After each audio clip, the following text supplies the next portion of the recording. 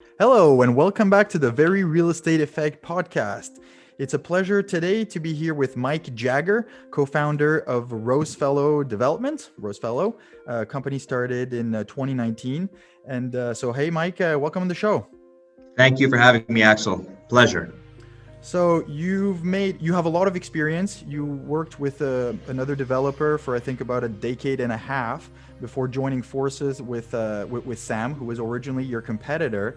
And I was hoping to start with a little bit of like the early days of what happened and just before you Sure. started Rosefellow. Like, how did you get into this? Because you took a big risk. Absolutely. So I could take it a step back. I mean, my love for real estate started when I was a kid. My dad came to Canada from Europe. He started a business in textiles, but always looked at buying some industrial properties, had a couple, and I just appreciated more, I'd say more that side of the business than I did the actual family business, which was we'll call it the schmata business in Montreal. I always felt very committed to my family, so I never wanted to leave the family business to go off into real estate. But when my dad said he was thinking about selling because all production is moving towards China, when it came to garments and call it textiles and whatnot, I saw that as an opportunity to be able to go do what I always wanted to do, which was to get into real estate. Started off as a real estate broker for CBRE, and really got to learn how industrial real estate was done. What I mean by was done is the different markets, what manufacturers and warehouse and logistic operators would be looking for. I had the opportunity to then go work for a developer. I felt it was a little early in my career to start my own thing. I was in my mid-20s. So I went to work for a developer and learned a lot. He taught me everything from acquisitions to development to leasing to property management. And I did that for about 10 years for a company by the name of Montoni. During my stint at Montoni, I always seemed to be competing against the same developer. And the actual person was Sam, who's now my partner at Rosefellow. Sam was doing the exact same thing from my direct competitor. So he was head of development, acquisitions, leasing. So we were kind of a copycat of each other for two direct competitors. It was funny. There was kind of a comment in the industry where they always said, "Oh, it's Team Red against Team Blue." Me being Team Blue and him being Team Red just because of the logos. And for the first, say 5 years of the 10 that we competed head to head, we were direct competitors. We hated each other. We would not even look at each other. It was a fierce rivalry. But I think as we matured, we learned to respect the effort that each of us put into a file. It's not easy that you're competing for an Amazon, an Ericsson, an ABB of this world, a corporate head office. You put a lot of time and effort into trying to convince a client why your product is better than someone else's, or your buildings are going to be better than someone else's. And that mutual respect became a friendship. I'd reach out to him after he'd won a bid and I'd lose to say, "Hey, congrats, man. Hats off to you. I know how much effort went into this. All the best to you and the success with your client." It was reciprocal as well. What was great is our wives got to know each other as well. We'd go out for lunches and dinners as a family. Our kids are similar in age as well, and we became good friends. I think it was kind of a fun discussion one night, or maybe it was one too many tequilas, where one of our wives said, "Hey, you guys are so similar yet so different. It'd be great to see you guys work together." And then that's the first time we, just kind of lit kind of that light bulb in our mind, saying, "Huh, interesting." Fast forward a couple years, we decided, it was time. I had just turned 40. Sam was about to turn 40. We said, "You know what? If you don't do it now, when?" My biggest fear in life was always to live with regret. Yeah. My biggest fear was to turn to an age of 70 or 75 and look back and says, I should have I tried. should have done this. Yeah. I should have done this. And for me, that should have was always to be the owner of my own real estate development company. That's the one dream I've always had. Even when I started as a broker, that's the ultimate goal for me in real estate, to become a developer. So the timing was right. We had, I got to say, Axel, when we started Rosefellow, we had nothing. And what I mean by nothing, we did not have a site in hand. We did not have any investors. we went with nothing but a vision of what we wanted to do, and not more than that. And we said we're going to take a risk, and it was a big risk. We were both very well compensated financially at these two well-established real estate development companies, good salaries. Could probably have retired there if I wanted to. I had that kind of good rapport with the ownership, and Sam as well on his end. But the idea was, you know what, if we don't do it now, we'll never do it. And what's the worst that can happen? That's the one thing I always thought to myself, what's the worst that can happen? Yeah. Well, I kind of knew what the worst could happen, because I did the same thing when I went into real estate, leaving my dad's business. I sold the house I had, the truck, the motorcycle. I sold it all, and I moved into at the time, my wife's in-laws, one and a half, the one and a half in their duplex, to try to tackle on real estate. So that for me was the bottom of the barrel, working my way up. So I already kind of knew what the worst that can happen is what? I'll lose my house. I'll kind of, I'll get, people say, oh, look, he tried and he failed. So what? You And tried. I was okay with that. Yeah. So we started Rosefellow on November 1st, 2019, right a couple of months before the pandemic, with nothing more of an idea of how we wanted to do real estate. Mm-hmm. For us, there was two asset classes, Axel. It was to focus on industrial development, as well as multi-residential or rental development. And it seems like so far you've been quite successful, because almost right off the bat you find your first project at Alexi Neon. We did. So what happened is, so we went off, no investors, no properties. The one thing we did, day one that we turned on the lights in our office, we just spent the next month and a half meeting people. And if I can give a suggestion to anyone out there who wants to get into real estate, or any business, is use your network. Speak to everyone you know, everyone who you think wants to hear your story, and attack that. We gave ourselves a mission, and we have a picture on our wall that says, try 100 times before you even should doubt yourself. And we gave ourselves a target to say we're going to meet with 100 investors if we have to try to find one who'd be willing to believe in what we want to do. So we spent the first month and a half with no properties, and nothing more than an idea. We booked meetings, Montreal, Toronto, New York, and we went and met with investors.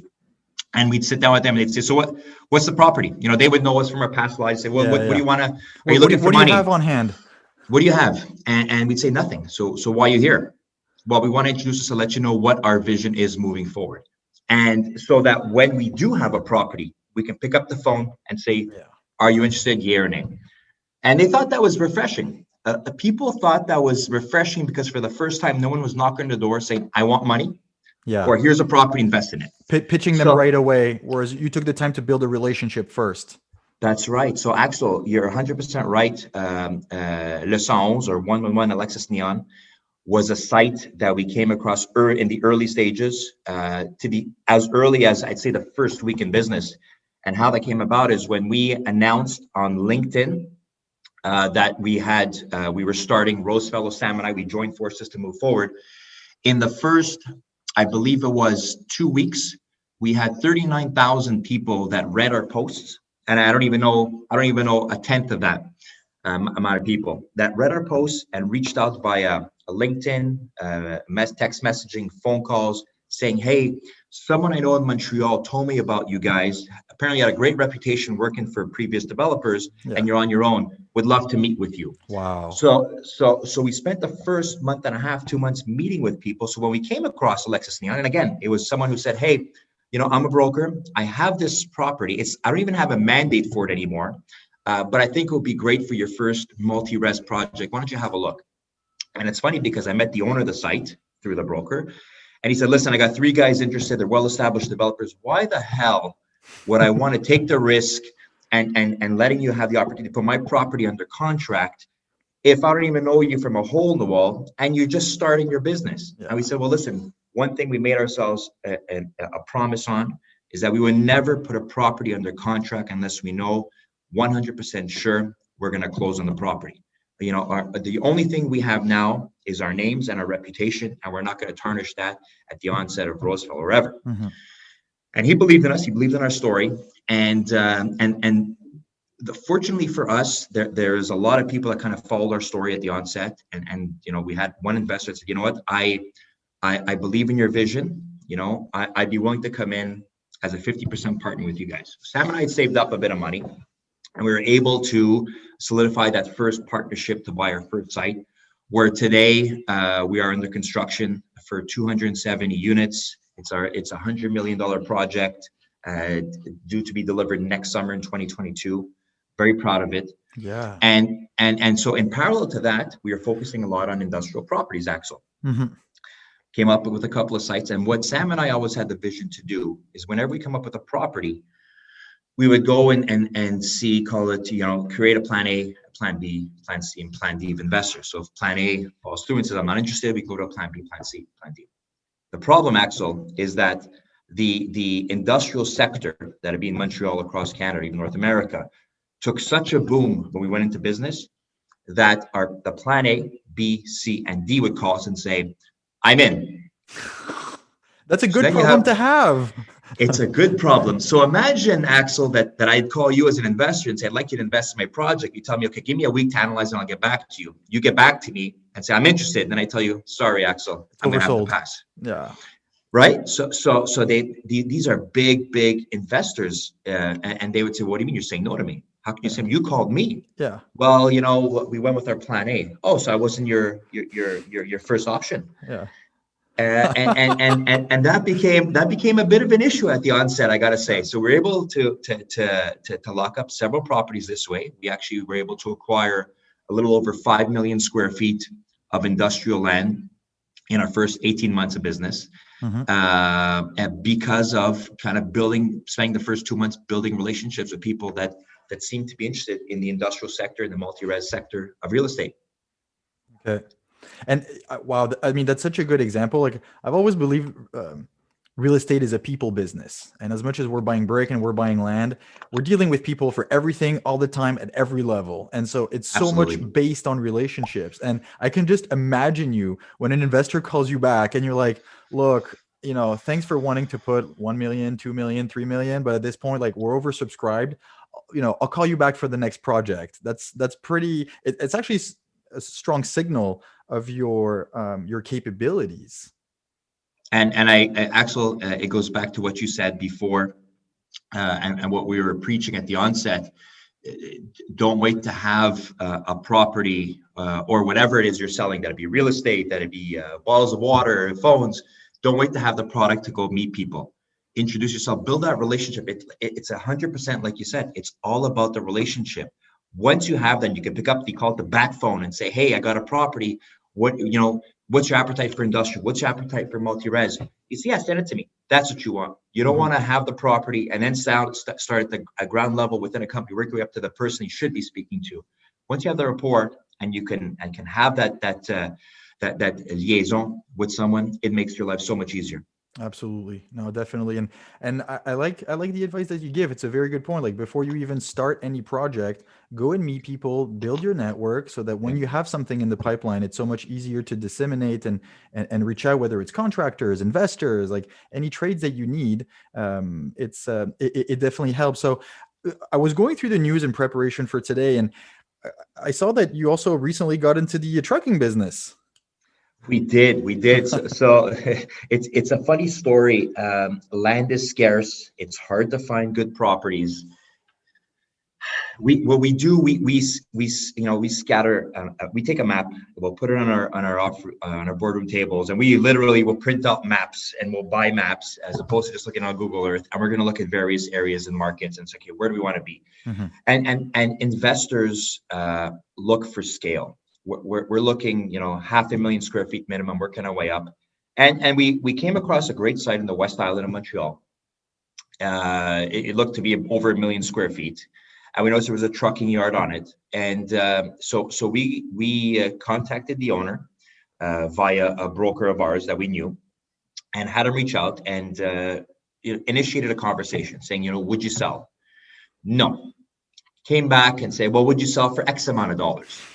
Well, no, but I would maybe even how do you say? And the owner said, I would never consider anything under this number. And he threw a number out. We said, The fact Okay. that he actually mentioned the number is that he'd be open to discussion. Absolutely. We were able to come to terms, but the one thing that he did say, he goes, I'm not selling real estate. I'm selling, if I'm to sell, I'm going to sell my business. Hmm. And he had a trucking facility that was on the site. We said, you know what? We see potential in the site, not today, not tomorrow, but we see this as an opportunity to develop in 3 to 4 years because the release is in place Hmm. for that period of time. So we bought the business. We bought what came with it, which was the real estate. And in 2023, we will start planning the first multi-level industrial facility on this site, where we'll be building probably about 1 million square feet on 2 floors in Montreal. So it hasn't been seen here. Hmm. We have seen such type buildings in Vancouver and Seattle as well, Okay. where as well land is scarce. Yeah. So what do you do when you have limited amounts of land to develop? Well, you go vertical. You build You vertical. stack.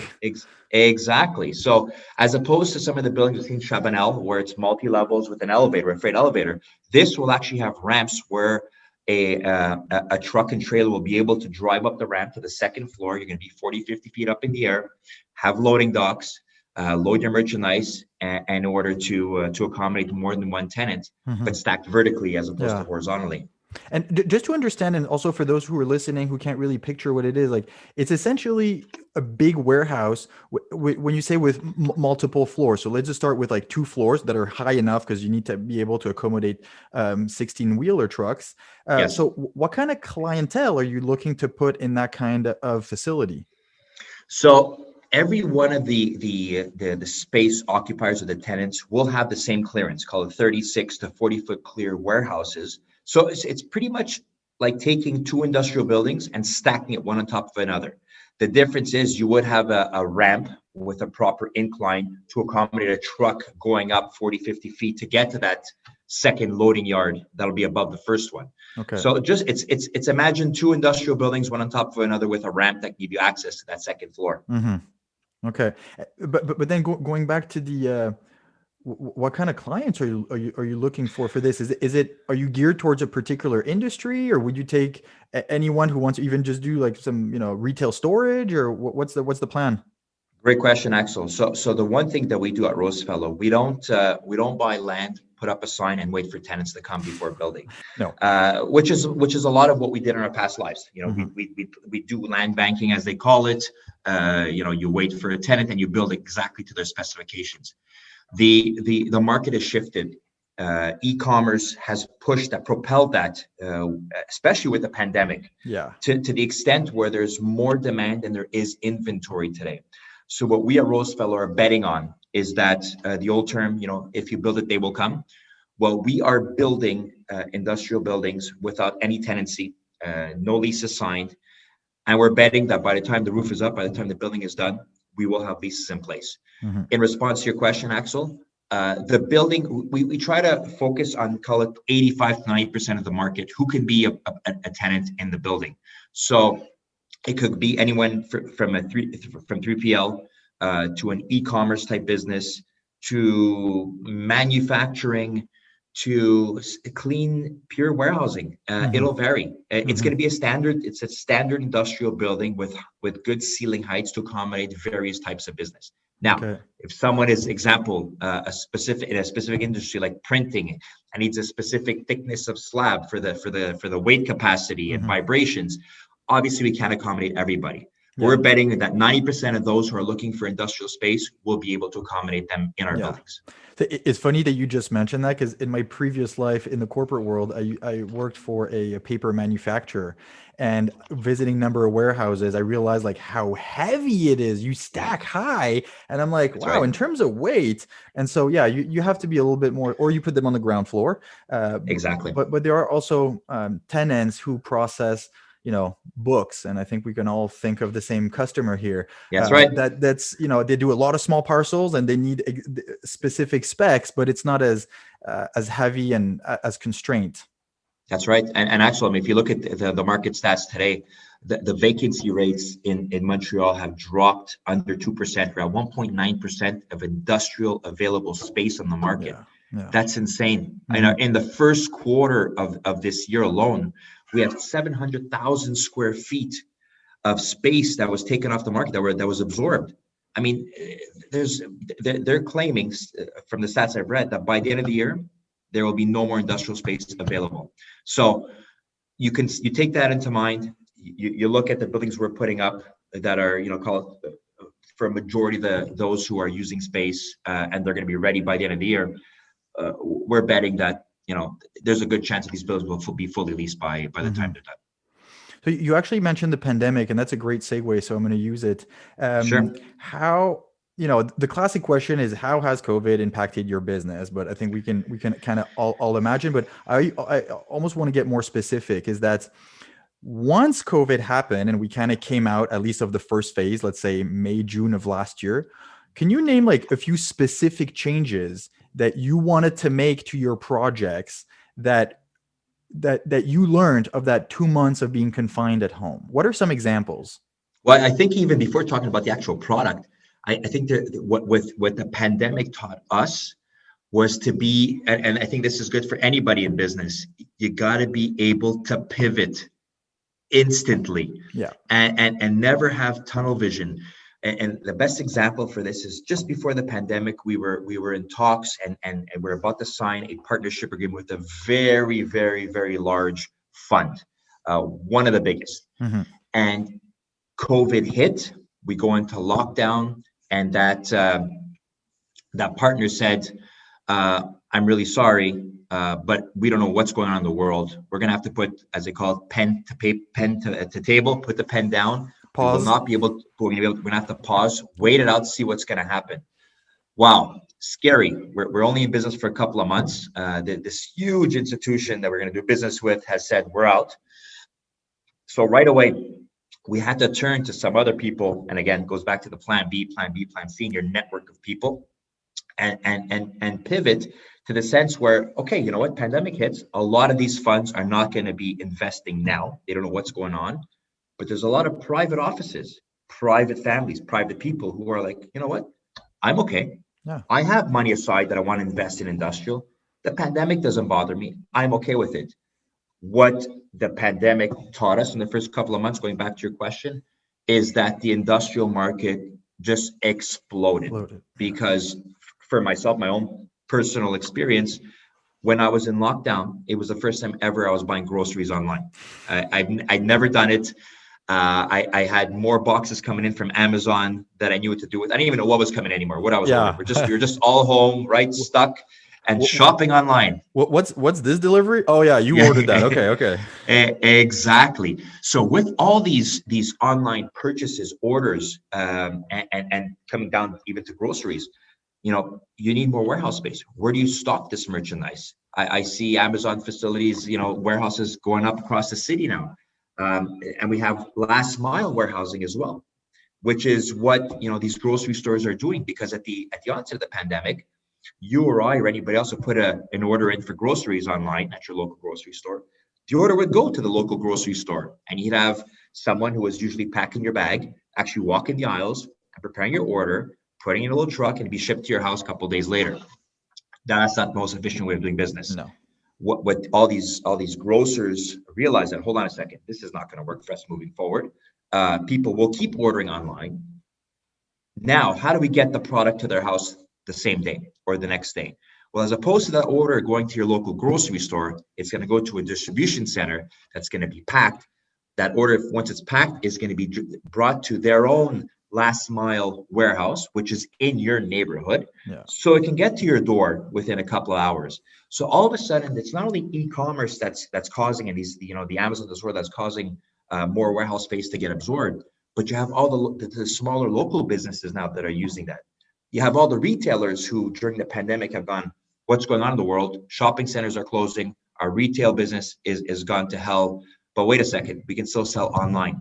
So warehouse space, or sorry, those who occupy warehouse space in the e-commerce business absorb 10 times more warehouse space than the standard retailer. So for every retailer that may have unfortunately gone out of business, those who have adapted to e-commerce will take up not only their warehouse space, but 9 others as well in the local Wow. markets. Yeah. So, and it directly feeds into your investment thesis and focusing on the industrial. And that was, I was gonna say you had luck, but it's not luck. Is that it just proves that it's adapt, adapt, adapt, and pivot. And as you said, and those, think of Kodak. They didn't change. They died. Exactly. Yeah. Exactly. I think, you know what, we believe that the industrial market was gonna explode. All the pandemic did was fast track that by, in my opinion, 5 years. Yeah. Exactly. Where we would have been 5 years without a pandemic, Mhm. the pandemic pushed us to buy so much more online, and it's readjusted the way you do things. I don't feel ever the need to go into a shopping center. I Mhm. rather I rather go on a call it a sneaker website, a Nike.com website, and order, if I'm not sure the size, two pairs, and I'll return one because they're not going to charge me for returns, Yeah. and have every option available online, as opposed to going to a store and you have maybe only 7 options. Mhm. And going back to the pandemic and its effect, like as you said, it only accelerated the trends that were already happening. And it Yeah, just pushed us in so many different directions, whether it's travel and well, and now the lack of, but just yeah. adapting and video conferencing for companies and how much, in a way, how much are they going to save by not having to send their employees to Vancouver for a 3 hour meeting? So Right. many things like that that those who've been able to adapt and pivot capitalized on. I agree. I think it's, you asked the question, how do you change the way you build, or the way you look at real estate? For us, with the biggest change that we saw in the way we build, or the way we're delivering products, is more on our multi-res side, Yeah. on the, where you're going to live. So when the pandemic hit, we had acquired a site in Saint Laurent where we're going to put up 270 units called Le Sens. The first thing we did when we were stuck at home in lockdown is we scrapped all the interior plans, because we said, hold on a second, this is going to change the way people live. We had a feeling it was going to happen. So we sat down, or Zoomed, I should say, and had team calls with our architects. And guys, we got to reevaluate the interior spaces that we're developing. It's not just about having a one bedroom with your living room and a kitchen. We need to create home offices. So we started creating, call it these home offices slash dens, as opposed to converting a bedroom into an office. Because the way we saw it, we said, why does someone who's, example, single, have to get a two-bedroom apartment and pay that extra fee if he's living by himself? Mhm. Can't we build a one bedroom, just give a little more space for, call it a den, a computer room, without having him take more space than he really needs? And then spending a lot of time in other spaces of our building. So we have conference rooms that Yeah. can be used. You just reserve with your app. We have co-working spaces, computer rooms, we have playrooms, cinema rooms, yoga studios, gyms. So we really went heavy on amenities, because we figured people are going to be spending a lot more time at home. People will go back to work. They're going to go back to work downtown. They're going to go back to work in the suburbs, wherever they work. But it may not be 5 days a week. No. It may be 2 days a week. So those 3 days that they're home and they still have to work, why not give them everything they need at home? We don't want to just build an apartment building where you have your unit, you have your interior parking space, and you have a pool. We want to deliver everything that they can want that's under one roof. Really create a city within a city. Absolutely. And it's interesting you mentioned that because I'm right now working on a 120 unit development, and with the plans that we have, I actually looked at them and some of them have been developed like pre-COVID. We're actually buying a Yeah, project that kind of failed. And I'm looking at this and like, hey, haven't we learned from last year? Like that's right. balconies, triple the size, add a rooftop terrace, convert Yep, 1 or 2 units into a gym, add that's some right. co-working space. It's exactly what you said. And I find mind-boggling in some ways that some don't see it this way. They're still trying to do Yep. the, I don't want to say the cookie cutter apartment, because in a way that's what I'm doing as well, but it's all about the amenities that you add around to create a lifestyle where people don't need to go far to go to the gym and work out, or to take their kids and play, or to walk their dog and stuff like that. So it's for us developers to adapt to that new reality. Absolutely. You know what? We think ROI, your return on your investment. You wanna. A lot of people look at a project and say, okay, how many units can I fit into this box? Is it 200 units? How much rent can I get? You got to look outside of that. Yes, returns are crucial to make a project work. It's there's making it work or fail. But at the same time, for someone to pay you that premium, you got to give them more. Yeah. And you know what? Yes, you may have to charge a little more per square foot of his unit, But if you give him, like you mentioned, the rooftop pool, the game rooms, we have dog friendly floors where every second floor is a pet friendly floor where you can come in with your little chihuahua or whatever animal you may have. But a lot of projects are not offering that. They fray away from it. They're like, oh my God, no, what's going to happen if the dog, has an accident on my carpet? That's fine. That's why you have a concierge. That's why you have a team of people that can accommodate that. But then all of a sudden you can get a premium for units while at the same time giving them an environment that's welcoming.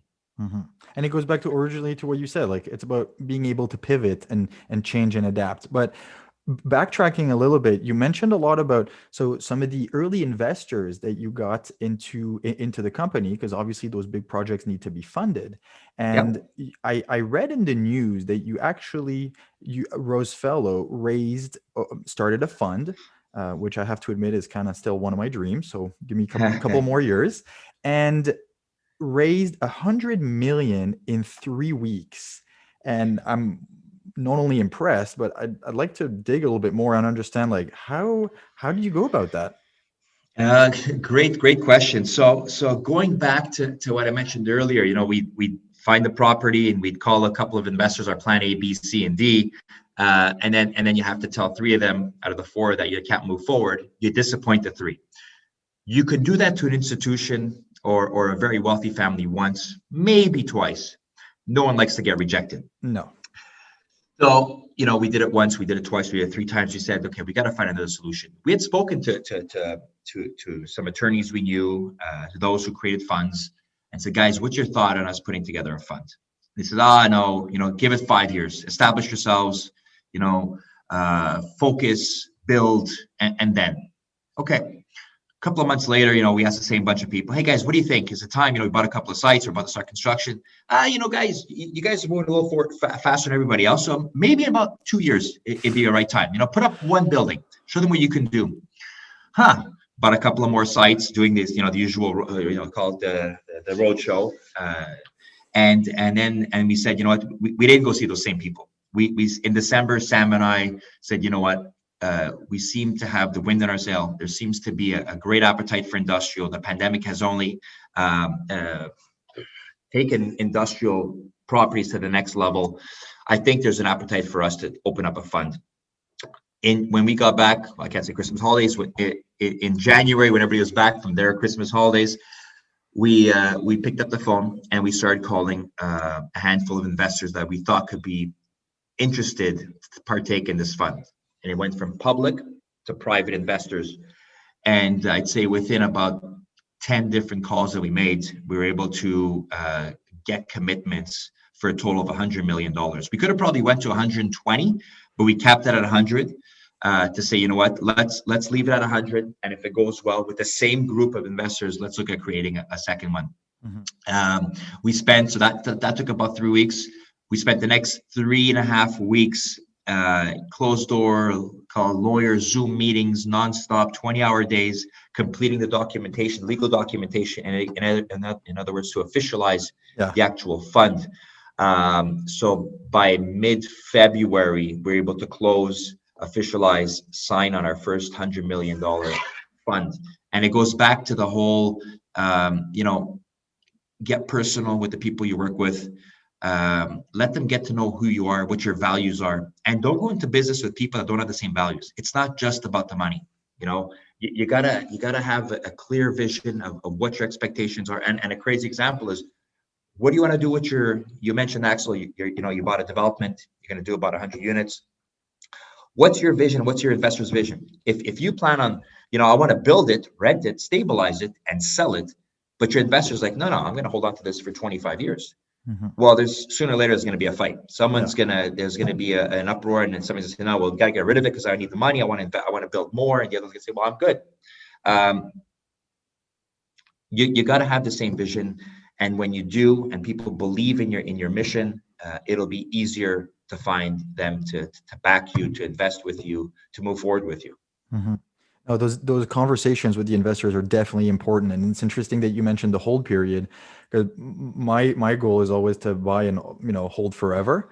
And I have some investors that have told me, well, I could be interested, but I want out in 3 years. So how are you going to make that happen? And so then it's like, well, okay, well, there's possibilities and we can negotiate around that, but maybe that project is simply not for you. Yeah, exactly. And we have to be fair and be totally transparent. So I'm actually like still a couple $100,000 short, but I have a couple more weeks to go, and I will find a way to make it work. Absolutely. I'm not too worried about that. But going back to the fundraising effort, Yes. you mentioned like obviously the importance of having those personal relationship with your investors and being aligned on the vision. Is there anything? Is there any advice you would give on on the approach, on the documentation, on because and the reason I say this is because yes, the pitch deck is important, but people they just want to talk and like Excel, walk me through it. What's the deal? How does it work? Because people invest in you, not in the brick. Axel, the one thing that we do, and you hear about it all the time, the term open book relationship is something. It's something we preached in our past lives all the time. But there's what people call open book and what we do. We I'd have to say probably the most transparent company you can find in real estate. And I'll give you a perfect example. One of the first presentations we did to a big fund with regards to a property we put under contract. We discussed it over a Zoom, and we said, okay, we're going to send you a pro forma, have a look, and let us know. We sent it to him. He calls us like 5 minutes later. He said, Mike, Sam, he goes, I think you guys sent me the wrong document. What do you mean? I received like a 25 tab Excel file from you guys. Every last bit of details in there. I didn't open it. I just saw it and I quickly turned it off because I want to respect what you guys are sending me. He says, no, you don't understand. We purposely sent you that. If you're interested to do business with us and we're going to be a partnership, it's not just about showing you the summary page. We want you to see every tab, every detail, down to the last dollar we're going to make or pay, so you know what it is. This is a marriage. I'm not going to hide anything from you. They appreciate that, and the funny thing is that these are funds that deal with developers across the country, and this is, we've never ever received this kind of documentation from anybody. It's usually a one-pager. Here's your return on investment. Here's how much money you got to put in. This is the construction costs. This is the rents you got to charge, and that's it. No, we send everything. And you know what? If they're going to take that document and use it behind our back with someone else, well, so be it. It's not on my conscience. It's on yours. Yeah. So that's one thing I'd say. And the second thing as well that I'd recommend is never work in silos. One thing we do day one, and as an example, we'll come across a site. When we have that first meeting with our architects, engineers, we have our investors there too, if they want to be. Some of them don't have the time, but we're going to have an architect, a contractor, our professionals, our investors on a Zoom or around the table, throwing ideas at each other. This works. Well, this won't because it's too expensive. Let's use this type of finishing. Let's go with these heights. Well, this is how we see we should market the property. You do that, people enjoy that discussion, that whole process, as opposed to, well, here's a project. This is what it's going to cost. This is how much money we need. Mm-hmm. So I think that has helped our procedure, our process of getting that fund put together, of getting those relationships to turn into something more than just a relationship. No, and that's an excellent point of bringing all the actors around the table, because as the engagement from everyone rises, you also create the possibility that, amongst other things, those investors are actually going to enjoy the experience and say, hey, Mike, next building you have, count me in. Just tell me how much. I'm in. Let's go through this again. And that's how you build long-term relationships, because, hey, absolutely, we're not here to just do one deal. We want to do many over time and for everyone to win. That is so true, Axel. I got to say, two of our major investors in the fund, one is Skyline REIT out of Guelph, Ontario. It was about building that relationship. They enjoyed the process. Another one is a local an office here called Fit Ventures. Same thing. They've all become friends. Yeah. We're able to talk to each other beyond real estate. Hey, it's before COVID, it was, or just after COVID when things opened up, we were going out for dinner, having a good time, sitting down, chatting about real estate, chatting about kinds of things. But you want to create that amicable relationship beyond just business. Yeah. Yeah. No, we all got so much going on in our lives. Everybody's, so stressed about, especially with the pandemic. So if you can make something pleasant, something fun to do, you'll get a lot more people who want to do business with you. Mm-hmm. Absolutely. Wow. That's so inspiring. Look, thank you so much. I want to be respectful of your time. One last thing is, where can people find out more about you, about the company? Should they be interested investors or possible tenants? Like, what's the best way to go about it? Absolutely. So first and foremost, Sam and I spent a lot of time pre-COVID preaching our message in various schools, University of Montreal, Concordia, whatnot. So we're all for that. If anybody has questions about getting into real estate, want to know more about our story, they can reach us via our website, rosefellow.com. Our coordinates are there. Send us an email. Our email addresses are on the website as well. Don't be shy. Investors as well, property owners. I mean, we're like we say, we're open for business when it comes to development. We do have our fund, which is closed. Our first fund is already closed with regards to investments on the industrial side, not on the multi-res. But we're more than glad to talk and brainstorm with everyone. Super. Okay, well, that's pretty straightforward. And Mike, thank you so much for taking the time this morning. I really appreciate. It's been interesting, and I love those conversations because in every time I learned something, and I definitely learned quite a few today. And it's a confirmation of, keep going at it, keep going with these ethics, and eventually success will come. Appreciate it, Axel. Thank you so much for your time, man. Thank you so much. Have a wonderful day, and I'll keep looking at you in the news. Thank you. Appreciate it, buddy. Thank you very much.